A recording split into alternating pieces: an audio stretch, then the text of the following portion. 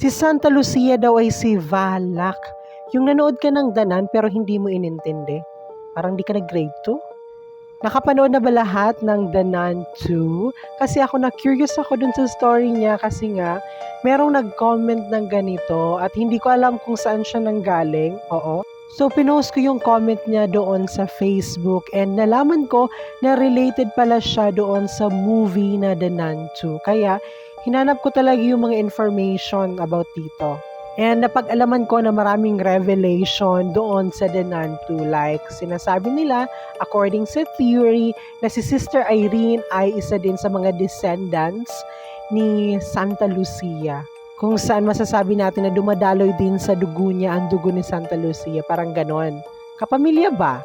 Noon kasi sa unang movie ng Danan, hindi naman talaga doon napuksa or natapos si Valak. Parang nakatakas pa siya sa pamamagitan ni Maurice, tama ba? Hanggang sa parang nakarating siya ng France and meron siyang hinahanap. At nagkaroon nga ng maraming patayan. So parang nag-iimbestiga na naman yung Vatican sa mga pangyayaring yon. And then napag-alaman nila na yung mga pinapatay na yun is mga descendants din ni Santa Lucia. Kasi target na talaga ni Valak yung relics ni Santa Lucia, especially yung mga mata nito. Dahil yung mga matang yan, yung mga relics ni Santa Lucia ay merong kakaibang kapangyarihan. Kaya ninanais talaga ni Valak na mapasa kanya yon. Kasi pwede niya talagang magamit yon sa masama. At pwede rin naman itong magamit ni Sister Irene na talunin si Valak. Kaya pati ang demonyo, hinahanap ito. Actually, hindi ko talaga napanood ng full yung movie na yon. Mga clips lang talaga siya about doon sa part tungkol sa relics ni Santa Lucia, yung mga napanood ko.